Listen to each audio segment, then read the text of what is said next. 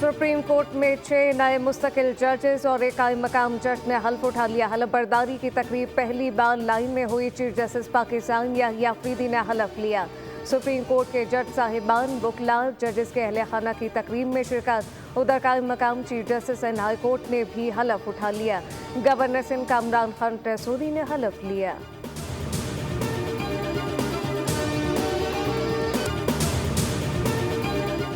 तुर्क सदर रजब Tayyip Erdogan के ऐवान सदर आमद। सदर मुमलिकत आसिफ अली जरदारी ने मौजूद मेहमान का इस्तकबाल किया।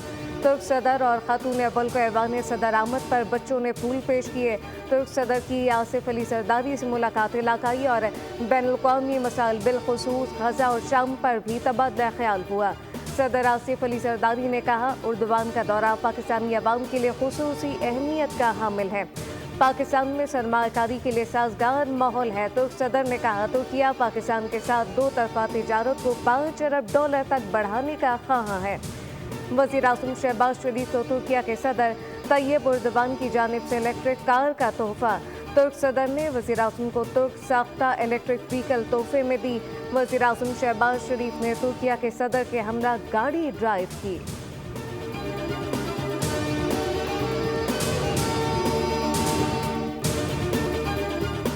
ग्रीन पाकिस्तान इनिशिएटिव की जानिब से बढ़ते कदम। Army chief general Asim Munir और अहम हुकूमती शख्सियात आज ग्रीन पाकिस्तान इनिशिएटिव के प्रोजेक्ट का दौरा करेंगी।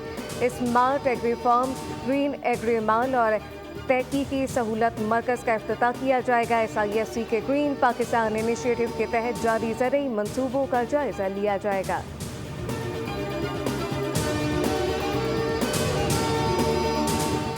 आरिफ हबीब लिमिटेड की जानिब से लोटे केमिकल पाकिस्तान लिमिटेड में बड़ा हिस्सा खरीदने का फैसला। आरिफ हबीब की जानिब से आगाही के लिए पाकिस्तान स्टॉक मार्केट को खत।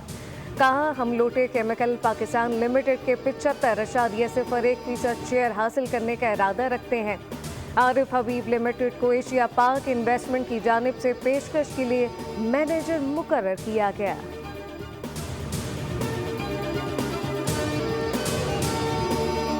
और 3 मुल्की वनडे सीरीज का फाइनल पाकिस्तान और न्यूजीलैंड के दरमियान आज कराची में खेला जाएगा। डे एंड नाइट मैच दोपहर 2 बजे शुरू होगा। पाकिस्तानी स्क्वाड ने फाइनल से कबल ट्रेनिंग के बजाय मुकम्मल आराम को तरजीह दी। कीवीज ने पाकिस्तान जनूबी अफ्रीका के खिलाफ मैच जीत कर फाइनल तक रसाई हासिल की, जबकि पाकिस्तान प्रोटीज को 6 विकेटों से हराकर फाइनल में पहुंचाया।